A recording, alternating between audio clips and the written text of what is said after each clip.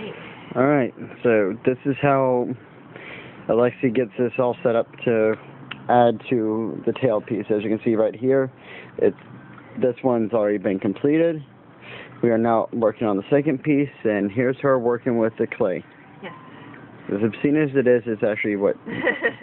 This is what you found to be the most effective, right? Yeah, this is kind of hard to do. You can kind of roll it, but it's not as effective, and it kind of gets all sticky and mushy, and it's just kind of easier to see the shape if I just push it through my hands.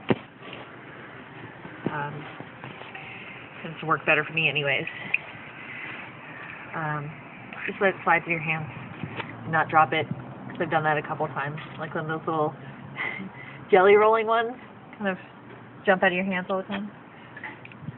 But I found that if you make it a little bit thicker than what you're going for, you can always take it down. It's a lot harder to put extra on for some reason for me.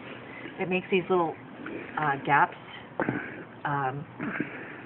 It kind of look like a snake has been eating a rat. And so like you'll see it smooth and it'll hump out and then come back in. So you found if you start with a little wider piece, you can work it down to a thinner piece instead of trying to start with a thinner piece and try to build it up. Right. So kind of like this piece is much, as you can see, is a lot thicker and bigger than this piece. It's on the side here too. And just kind of smooth them into each other. Kind of what I'm working at. I found that kind of works for me. And you can see already how it's already started to blend in a little better. You can still see the thickness change, but you have a way of taking the thick part out of it too, correct? Yeah, you just kind of move your hand along it. It doesn't look as pretty once you start it, because now it looks all like gloopy, but it kind of helps me take some of the clay off. And then I can shape it again with my fingers. It becomes a little more difficult with the thicker clay to see where you're headed pattern-wise. So sometimes you gotta kind of get in there with some liquid, and as Pirate has suggested, using a cloth to kind of check your pattern.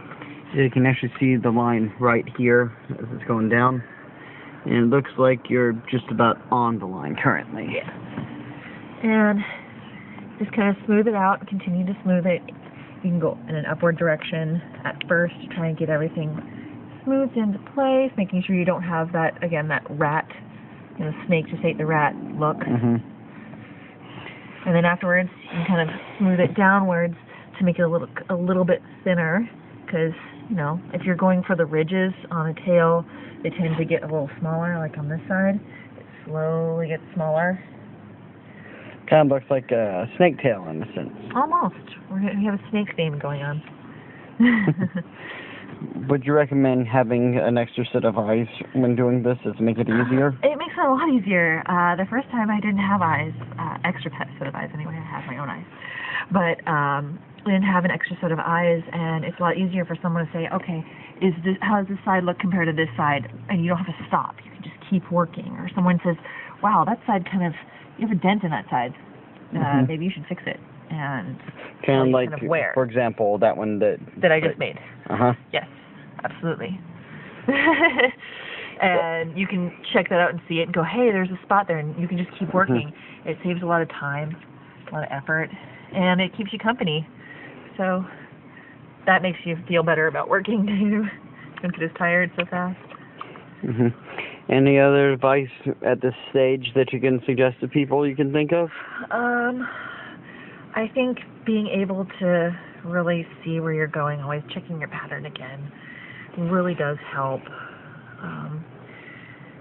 Knowing your time constraint, if you get frustrated, walk away for a little while. Make sure you put your paper towels down that have water on them, and don't rush it.